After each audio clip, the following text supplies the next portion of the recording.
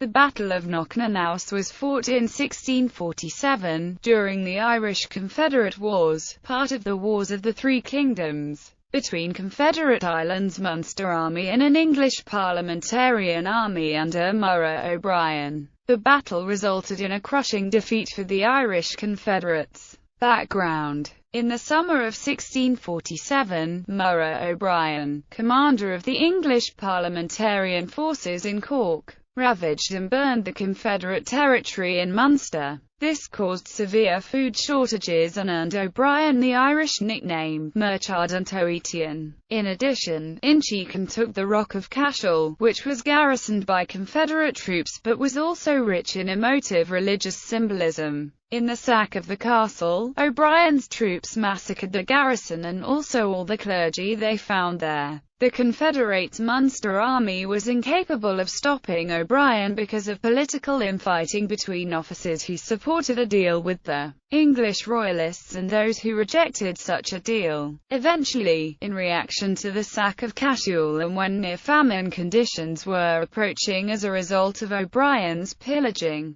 the Confederate Supreme Council replaced Donogh McCarthy, Viscount Muskerry, as commander of the Munster Army with Viscount Taaffe and ordered him to bring O'Brien to battle. Taaffe was an English Catholic and not an experienced soldier. Moreover, although he had an excellent contingent of veteran troops under Alastair MacColla, most of his men were similarly inexperienced. Furthermore, the Irish troops were demoralized by the internal factionalism in their ranks and most of them had little loyalty to Taaffe. O'Brien, on the other hand, had been commanding his force since 1642 and was well tried in battle. His troops were a mixture of well-trained parliamentarian soldiers shipped from England and British settlers who had been driven from their homes in the Irish Rebellion of 1641. The two armies met at Knocknanuss, near Mallow in County Cork in November 1647. The battle that followed was essentially an uncoordinated rout of the Irish forces.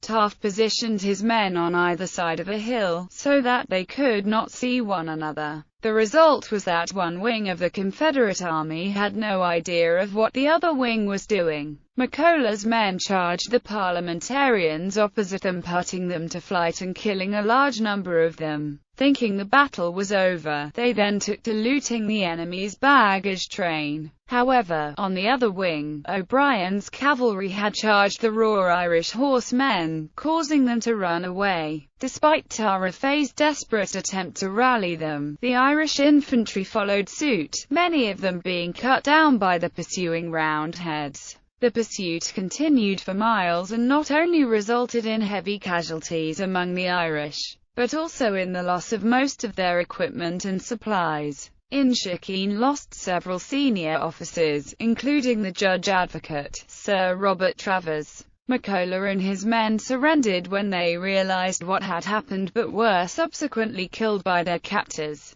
Around 3,000 Confederates died at Knocknanuss, and up to 1,000 English parliamentarians. The carnage did not stop after the fighting was finished. The next day a couple of hundred Irish soldiers were found sheltering in a nearby wood. These were promptly put to the sword. Outcome: when combined with the Battle of Dungan's Hill in County Meath, the defeat led to the collapse of the Confederate Catholic cause and forced them to make a deal with the English Royalists.